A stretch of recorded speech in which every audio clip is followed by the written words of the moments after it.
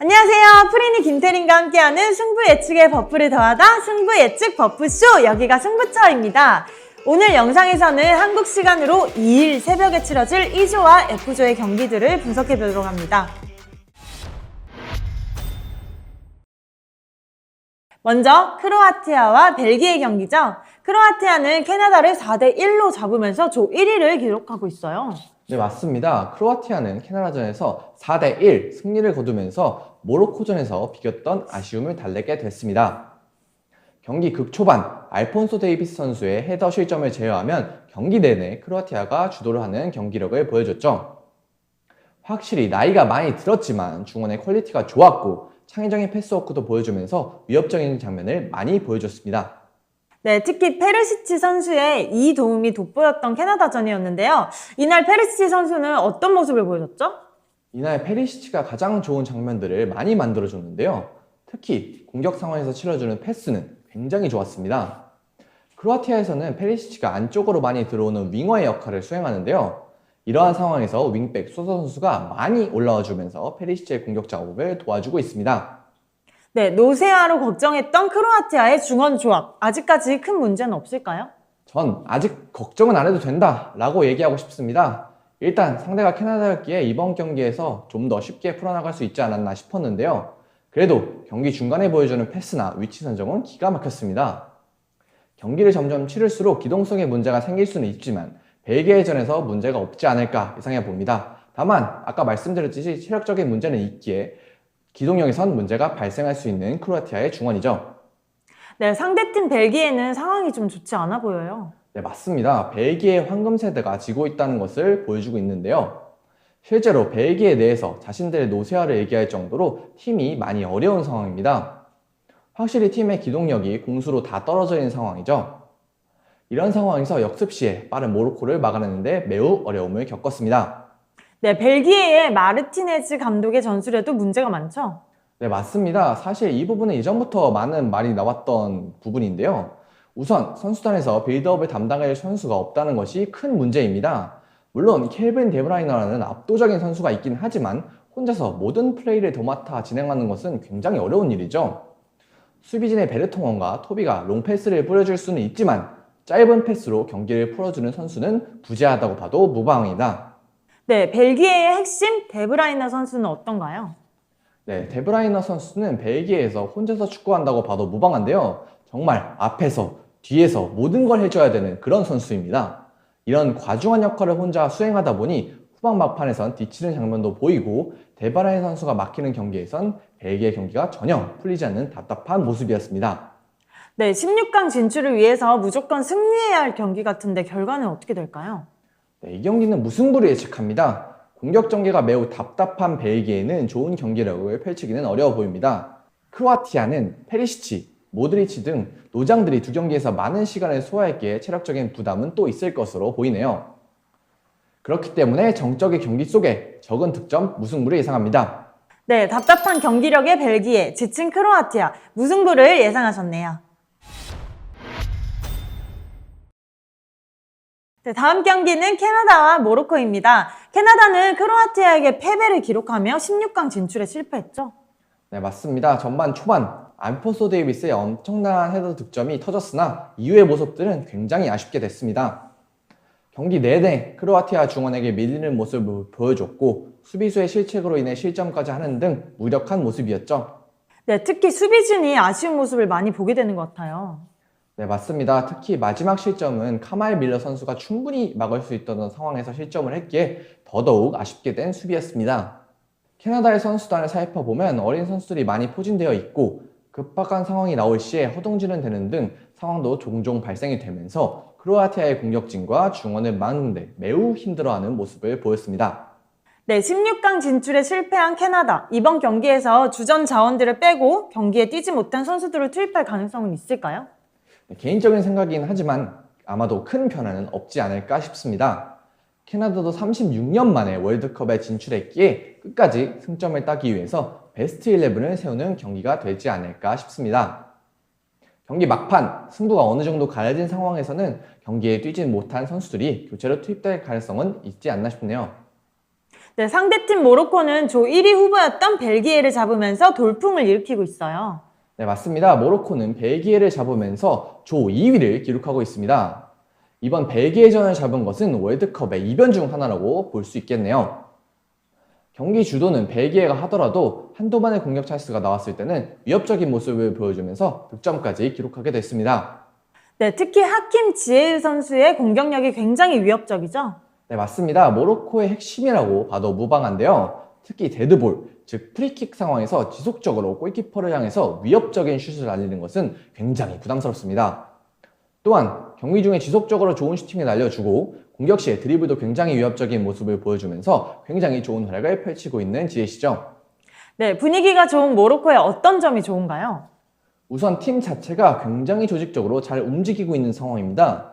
특히 벨기에가 경기를 풀어나가는 상황에서 수비수의 포지셔닝도 굉장히 좋고 문희르 골키퍼의 선방도 적절하게 나오면서 조직력이 굉장히 좋은 상황입니다. 그리고 공격에서는 지혜우 선수가 만들어주는 과정이 굉장히 좋기에 공수양면 좋은 모습을 보여주는 모로코죠. 네, 유종의 미를 거둬야 하는 캐나다와 16강 진출을 위해서 결과가 필요한 모로코. 경기는 어떻게 예상하세요? 네, 이 경기는 캐나다의 패배를 예상합니다. 모로코의 지혜의 활약이 워낙 좋고 캐나다가 크로아티아에게 실망스럽게 무너졌던 점을 감안한다면 모로코에게 승리가 있는 경기입니다. 다만 캐나다가 유종의 미를 거두기 위해 공격적으로 나설 가능성이 있어 득점이 많이 나오는 흐름을 예상하고 있습니다. 네, 공격적인 운영으로 다득점 속에 캐나다의 패배를 예상하셨네요. 다음은 일본과 스페인의 경기입니다. 일본은 코스타리카에게 덜미를 잡히며 16강 진출을 장담할 수 없게 됐죠. 일본은 독일을 잡고 코스타리카에게 패하며 스페인전에서 결과를 내야 하는 절체절명의 상황에 놓이게 됐습니다. 시종 1관 밀어붙였지만 결과를 얻지 못했고 코스타리카에 한 방에 패하고 말았죠. 네, 결과가 좋았던 독일전에 비해 선발 라인업에 변화가 많았죠. 네, 일본은 1차전과 달리 5명의 선수를 로테이션을 가동했습니다. 일본의 장점이자 단점인 베스트 11과 벤치의 선수의 실력차가 적었던 것이 오히려 단점으로 작용한 경기였는데요. 그런데 사실상 이토 주냐 대신 소마, 타나카 대신 모리타가 들어간 것 빼고는 로테이션을 돌렸다고 할 수는 없을 것 같습니다. 마에다와 쿠보는 1차전 활약이 좋지 않았고 사카이는 부상 여파가 있었죠. 어찌됐든 모리아스의 선택으로 시작된 선발 라인업은 이렇다 할 파괴력을 보여주지 못했고 결국 코스타리카에게 결승 선제골을 먹히면서 무너지고 말았습니다.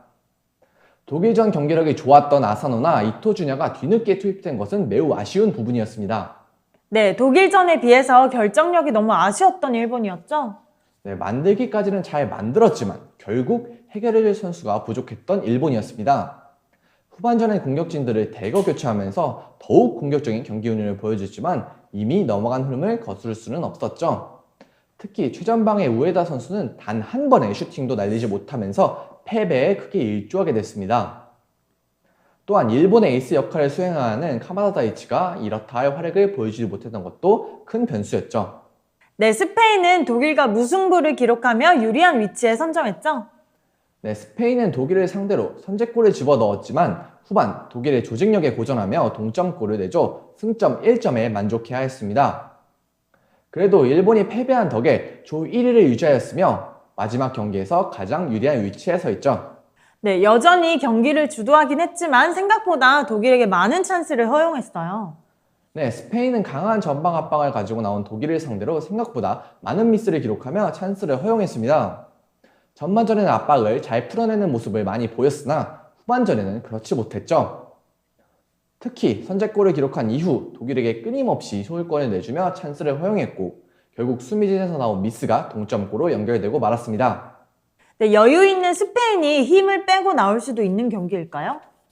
네, 우측 풀백을 제외하면 지난 두 경기 모두 같은 라인업으로 출발했던 스페인입니다. 아직까지 16강 행과 조 1위를 완벽하게 확정짓지는 않은 상황이기에 방심은 하지 않고 자신들의 라인업을 유지할 가능성이 높지만 몇 자리에선 변화가 있을 것으로 보고 있습니다. 교체를 나와 좋은 활약을 펼쳤던 모라타가 선발 라인업에 이름을 올릴 수 있을 것으로 보고 있습니다. 네, 다시 한번 기적을 바라야 하는 일본, 유리한 고지를 점한 스페인. 경기는 어떻게 될까요? 이 경기는 일본의 패배를 예상합니다. 독일의 전방 압박에 고전하기도 했던 스페인이지만 일본이 독일만큼 조직적이고 강한 전방 압박을 펼칠 가능성은 낮기에 다시 많은 주도권을 가지고 자신들의 플레이를 펼칠 가능성이 높아 보이네요. 또한 공격 전개가 매우 유리한 스페인이기에 무득점을 예상하기는 어렵기에 상대적으로 많은 득점을 예상하는 경기입니다. 네, 주도권을 쥐고 플레이를 할 스페인, 일본의 패배를 예상하셨네요. 마지막으로 코스타리카와 독일의 경기입니다. 코스타리카는 일본을 상대로 승리하며 16강에 대한 희망을 살렸죠? 네, 코스타리카는 1차전 대량 실점했던 것과는 다른 모습을 보여줬습니다. 짜임새 있는 두 줄 수비를 바탕으로 일본의 공격을 철벽같이 막아냈죠. 1차전에 백4를 썼던 것과는 달리 백3를 가동하면서 후방 안정감을 더했고 이를 바탕으로 한 선수비, 후역습 컨셉을 경기 끝까지 밀고 나가 결국 후반 35분 가마다의 실책을 플러의 가마차기로 결승골을 뽑아내면서 16강 진출 희망을 살렸습니다. 네, 스페인에 대패를 당하며 약체로 보였던 코스타리카였는데요. 행운도 조금 작용한 경기였던 것 같아요. 네, 퓰러의 가마차기 슈팅이 곤다 선수의 손끝에 닿았지만 너무 손끝에 맞은 탓에 골문으로 빨려 들어가게 됐죠. 운도 따르긴 했지만 시종일관 일본의 공격을 막고 열습을 펼친 코스타리카 선수들의 투지가 만든 행운이었습니다. 다만 코스타리카가 공격에서는 좋은 모습을 보여주지 않았기에 좋다고 평가하기는 어려운 것 같네요. 네, 강호 독일을 상대하게 된 코스타리카죠. 어떤 모습을 보여줄까요? 코스타리카는 독일전에서 2차전과 비슷한 컨셉으로 경기를 운영할 가능성이 클 것으로 보입니다.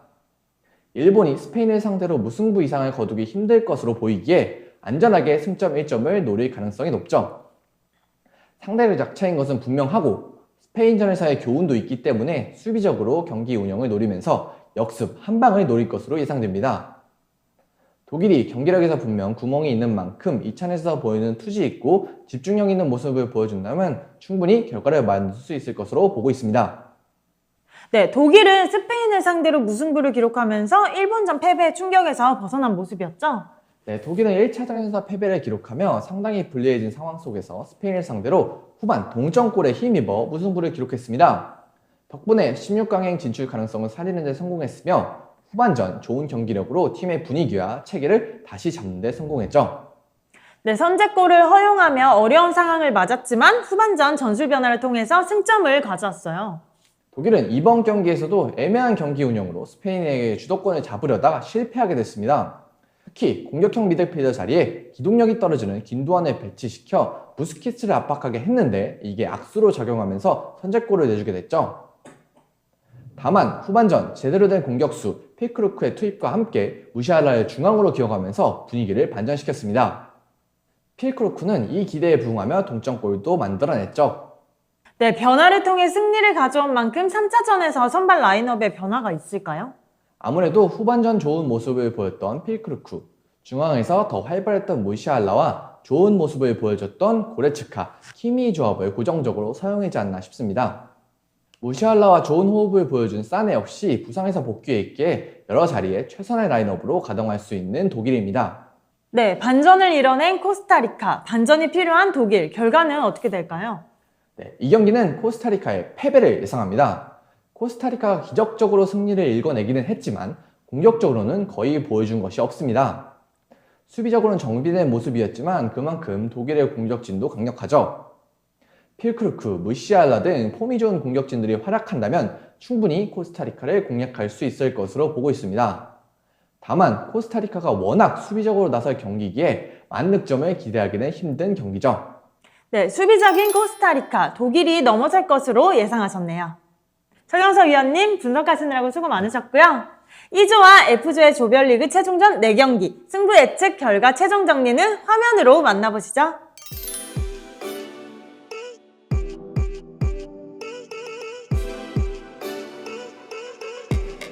이상으로 2조와 F조 경기 분석을 마치도록 하고요. 저희 분석 참고하셔서 구독자 여러분들 좋은 결과 있으시기를 기대하겠습니다. 저희는 내일 대한민국과 포르투갈의 경기를 포함한 G조와 H조 경기 분석으로 다시 찾아뵐게요. 그럼 안녕!